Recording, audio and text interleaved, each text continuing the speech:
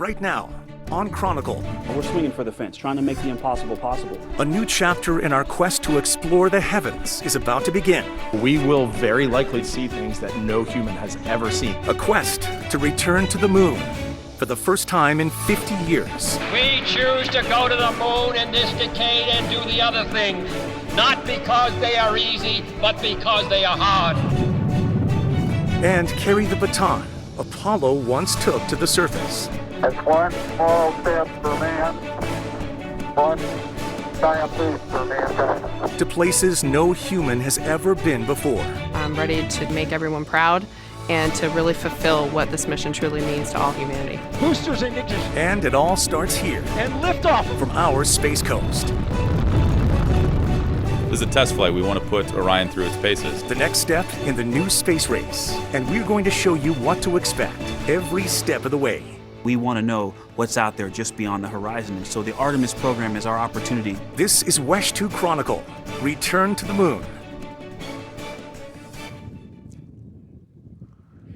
Hello and welcome to Chronicle live from the Space Coast. We are along the Indian River in Titusville with a prime view of Launchpad 39B at the Kennedy Space Center. And there it is, Artemis 2, the spacecraft now poised to restart America's return to the moon. The launch window opens in less than an hour for NASA's third attempt to launch Artemis this year. Right now, the closeout crew is about to leave the pad. They just finished sealing the outer hatch. Mechanical issues stopped the first two tries. Artemis even rolled back to the vehicle assembly building last month because of the last one. But today, NASA feels confident that we are a go to fly humans around the moon, something we haven't done in 53 years. For the next 30 minutes, we're preparing you with all you need to know before it happens. WESH 2 Space Coast reporter Megan Moriarty gets us started by taking us back to the last time man went to the moon. December 14, 1972, Apollo 17 lifts off from the surface of the moon for the last time. Right away, Houston. With a promise that humanity would return. Every president for 35 years has said we are going to get back to the moon and chart a course for Mars. And as taxpayers, we spent over $100 billion to do so. And it's about time we deliver. For decades after Apollo, the moon remained untouched by humans. The world and interests changed. Priorities shifted.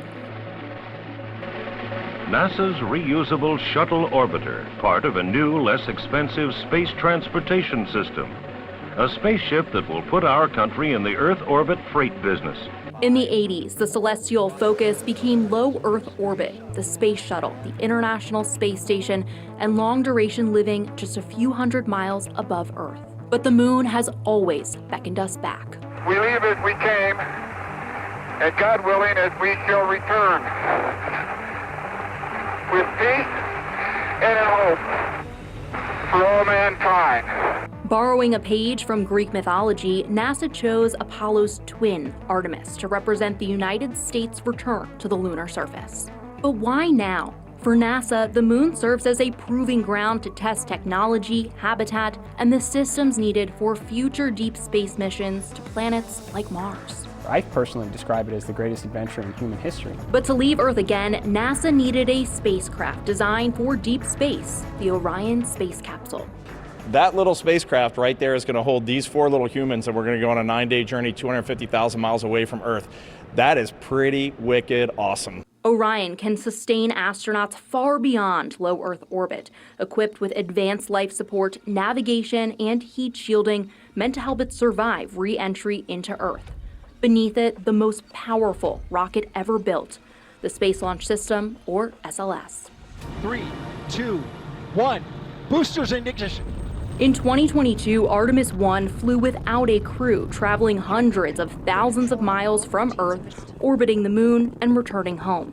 It tested everything from the heat shield to radiation sensors, measuring the deep space environment.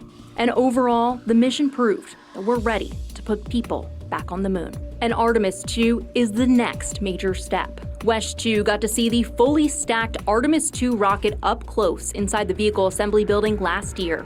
The SLS, standing taller than the Statue of Liberty, represents a new generation of heavy lift capability, not just for a single mission, but for the next era of exploration. Taking the crew around the moon. This is going to be our first step toward a sustained lunar presence. Artemis 2 will send Commander Reed Wiseman, pilot Victor Glover, and mission specialists Christina Cook and Jeremy Hansen into deep space. It's the first true test of Orion's life support system, as well as communications and navigation. We'll also learn the spacecraft's ability to operate in the harsh, deep space environment. We're coming back from the moon at Mach 38 plus, and we're on a 9.2-day journey with an environmental control and life support system that as we'll be the first ones to execute that mission. We have a lot of firsts on the technology here. This mission is not without risk for sure. Unlike missions aboard the ISS, Artemis 2 will take the crew outside Earth's protective magnetic field, exposing them to deep space radiation. One of the reasons that these missions are so important is the discovery and the knowledge that we bring back to Earth, and that is the entire point. Scientists will closely monitor how the human body responds, tracking radiation exposure, cardiovascular health, sleep patterns, and stress. We're actually using chip, organ-on-a-chip technology, cell-on-a-chip technology to mimic how our cells, our bone marrow cells, will respond to microgravity in the radiation environment, to bring that science back to Earth, to understand how we can more efficiently send humans deeper into space and how we respond. Engineers will study how oxygen, carbon dioxide removal, temperature, humidity, and water systems perform under real conditions. Artemis 2 mission has provided us with the opportunity to deploy 4 CubeSats. Those are basically shoebox-sized payloads that essentially act as their own spacecraft once we deploy them. All of the CubeSats are conducting complementary space weather measurements to the types of research that NASA's doing. Once Orion passes behind the moon, communication with mission control will temporarily go silent, testing navigation, autonomy, and crew decision-making. The mission will end with an incredibly important test, re-entry.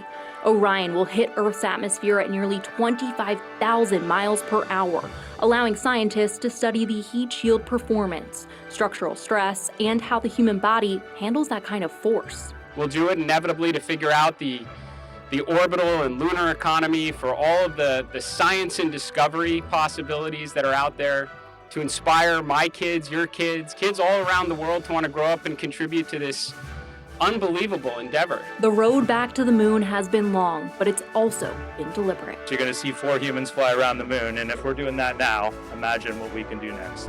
And liftoff of Artemis 1. We rise together, back to the moon and beyond.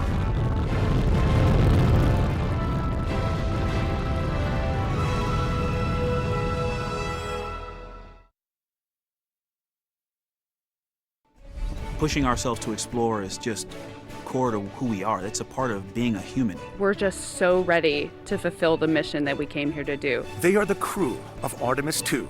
Up next on Chronicle, get to know the astronauts who are about to blast into history.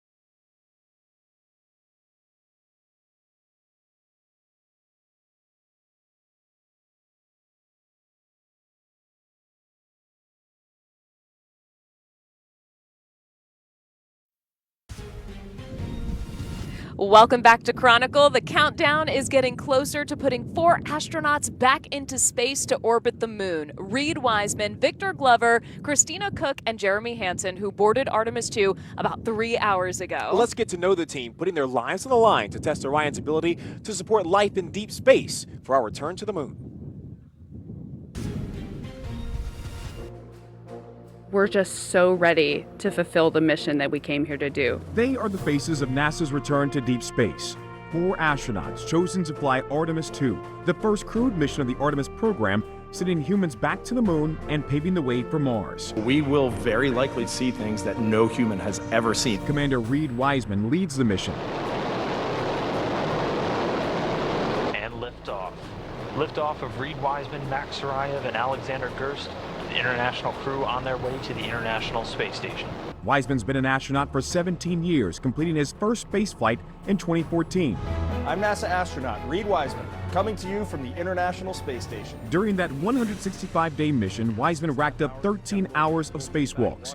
He's also served as NASA's chief astronaut, helping train crews for future missions, including what comes after Artemis. To me, it's just the most awe-inspiring moment that we have had here at NASA, and I love working here right now. It's an honor to get to do so. Wiseman served in the Navy as a fighter pilot before coming to NASA, but Wiseman says the most challenging phase of his life began in 2020. It's when his wife, Carol, passed away after a long battle with cancer. In January, Wiseman told reporters he's had serious conversations with their 2 daughters about Artemis 2. I told them, here's where the will is, here's where the trust documents are, and if anything happens to me, here's what's going to happen to you. And that is a part of this life. I actually wish more people in everyday life talk to their families in that way, because you never know what the next day is going to bring. As the commander of Artemis 2, Wiseman will lead the crewed mission around the moon, guiding the Orion spacecraft through deep space and helping test the critical systems needed for future lunar landings. Pushing ourselves to explore is just core to who we are. It's a part of being a human. Artemis pilot Victor Glover became an astronaut in 2013. The naval commander and test pilot is no stranger to making history. Here they come. The Crew 1 astronauts now beginning their journey to the launch pad ahead of this historic mission to the International Space Station. He was a part of the SpaceX Dragon crew in 2020, logging more than 3,000 flight hours in 40 different aircrafts. Glover is more than ready to back up the mission commander. The most exciting aspect of this mission for me is the exploration we're doing is the first few steps on the path of getting humans to Mars, and I don't think that can be overstated. On Artemis 2, Glover will help operate and navigate the Orion spacecraft during its journey around the moon, including launch, deep space travel, and re-entry. We want to know what's out there just beyond the horizon, and so the Artemis program is our opportunity. He'll also play a major role in troubleshooting any issues if they occur. I'm thinking about all of these grand magnanimity of this mission, and I'm glad you brought that up. I don't think about it. That's a distraction. If we want to live up to the standards that we owe the American and Canadian and humanity in general, we have to be able to focus and know what the next right thing is to do. And so I actually spend a lot of time clearing that out of my head so that I can focus on my job. Glover will also make history as the first black person to travel to the moon. The California native says he'll be bringing his Bible and reminders of his family with him on this mission. For me, there's never really been a time when I didn't want to be an astronaut. Going back as far as I can remember, it's what I always dreamed of. Mission specialist Christina Cook joins the Artemis team with some record-setting experience. In 2019, she spent nearly a year aboard the ISS, a record at the time for the longest single spaceflight by a woman. That was the go-ahead from Stephanie Wilson for Christina Cook to begin heading out of the airlock. Once again, this historic moment, first time that 2 women have done a spacewalk together. Cook also took part in the first all-female spacewalk, and now she's making history again as the first woman to orbit the moon. And all of that started with a trip here to Central Florida. I think the spark was really lit when I visited Kennedy Space Center with my family and came home with a bunch of posters that then went up on the walls of my bedroom and became the things that I dreamed of from then on. Cook is the technical expert on the mission. She has a bachelor's and master's degree in electrical engineering. As a mission specialist, Cook will manage experiments, research, and oversee life support and safety systems. Instead of a military background, Cook worked her way up in NASA as an electrical engineer at Goddard Space Flight Center to positions with the agency around the world, even working at the South Pole. Now, she's moonbound. I'm ready to try to make everyone proud and to really fulfill what this mission truly means to all humanity. On a personal level, Cook says her husband will have some adjusting to do while she's gone for the 10-day mission. It's not like the International Space Station where we can just make a phone call, so he's not going to be able to call me and ask where something is in the house. He's going to have to find it. That's been a big one for us. Finding out that I was being asked to fly on Artemis 2 was a humbling experience for me. Mission Specialist Jeremy Hansen will be the first Canadian to ever venture to the moon. A Royal Canadian Air Force fighter pilot, Hansen credits seeing pictures of the Apollo moon landing in an encyclopedia with sparking his love of space. I changed my treehouse into a rocket ship. I had dials, I had gauges, I was going on space missions. I've been inspired by space exploration from an early age, and so this really is full circle for me. It's kind of where it began, going back to the moon. The Ontario native joined the Royal Canadian Air Cadets at the age of 12, earning his pilot wings at 16 and his private pilot license at 17. Then in 2009, he was selected as an astronaut. The people on the ground that have breathed a huge sigh of relief after your work today. Working in mission control, supporting the ISS operations, it's what's helped foster his deep appreciation for everyone who will help Artemis 2 make history. I just see people when I look at that rocket. And people have poured their heart and soul into this vehicle, and it's truly extraordinary. A husband and dad to 3 kids, Jeremy Hansen's thoughts can't help but drift to the future and what Artemis 2 will mean to humanity. We're doing extraordinary things now, but we can create even greater things in the future. We should not accept this as status quo. We should always be striving for more. The crew of Artemis 2 paving the way back to the moon and beyond. And what we're doing is we're swinging for the fence, trying to make the impossible possible. It's going to be a monumental day. We're really looking forward to it. We are days away from Artemis 2's trip around the moon. Next, we're walking you through what it will take to be a go for launch. That's coming up on Chronicle, Return to the Moon.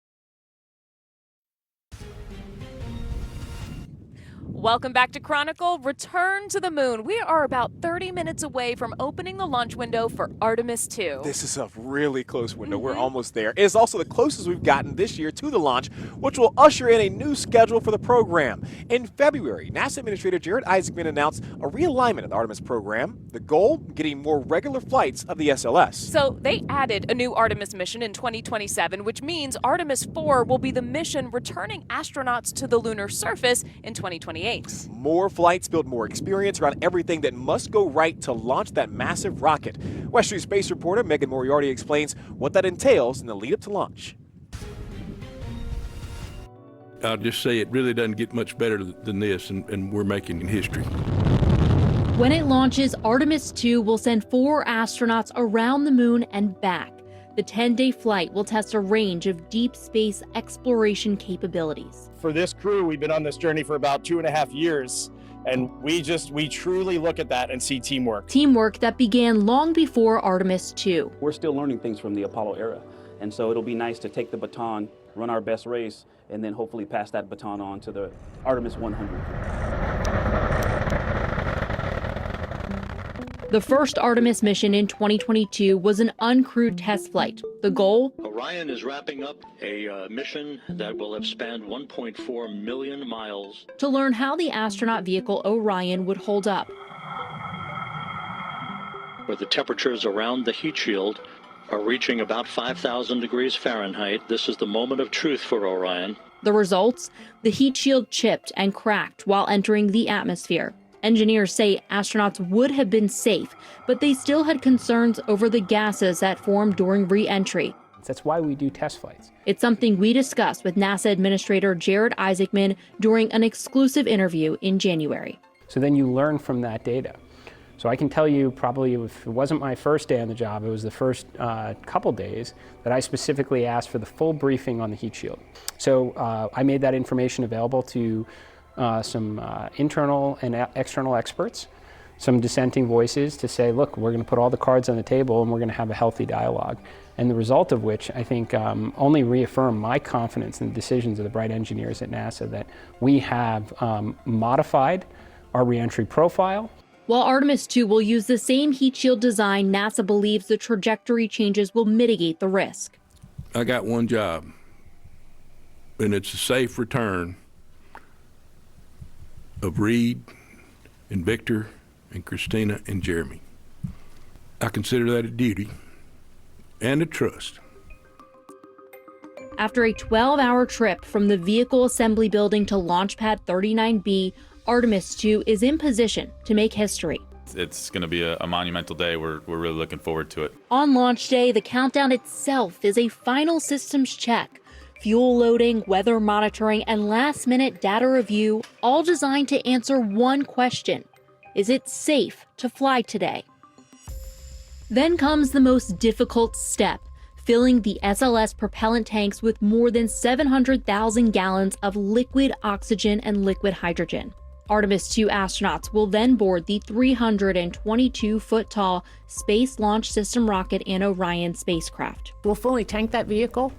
We'll go through all of our tanking ops. We'll go through our day of launch configuration, and provided everything's nominal, the launch director, myself, I'll make the decision to send the closeout crew out to the pad, and we will do the final closeouts for launch.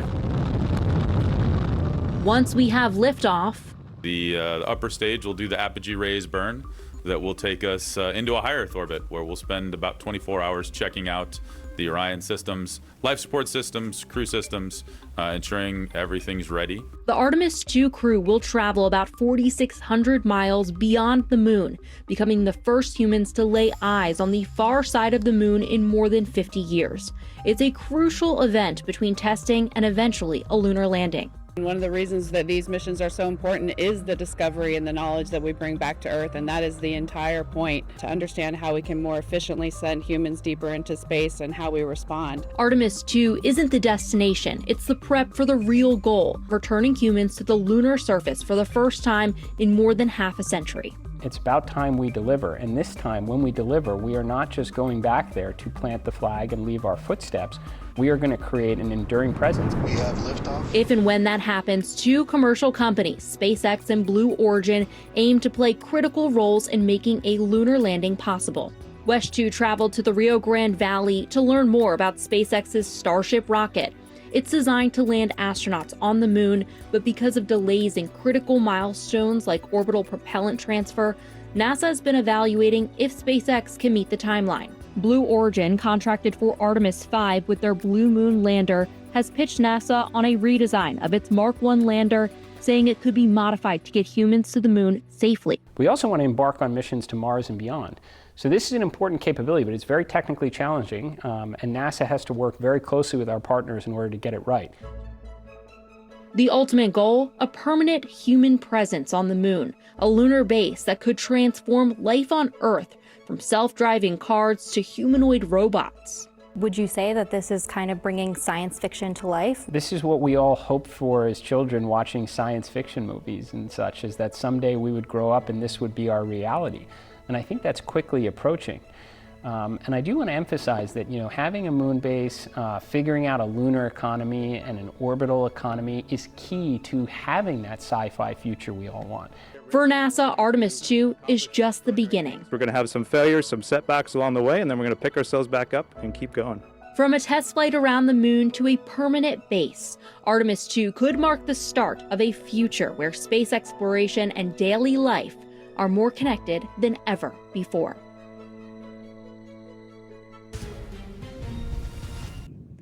It's hard to believe that we're actually here in this moment, Stuart. There have been lots of delays and setbacks, but when Artemis 2 gets off the ground, it is going to be a generation-defining moment for us. We're talking about 30 minutes from now. We had the potential to see that as the window will open. And we've heard their names before: Reed Wiseman, Victor Glover, Christina Cook, Jeremy Hansen, all from different walks of life from this country, North America as a whole, all coming together for this international moment when we can go back to the moon the first time in 53 years. They say 75% of the Earth wasn't born the last time we went to the moon. So this is something, a first, that all of us get to see and experience together. All right, that is it for us at Chronicle. Thank you so much for watching, and Godspeed, Artemis 2.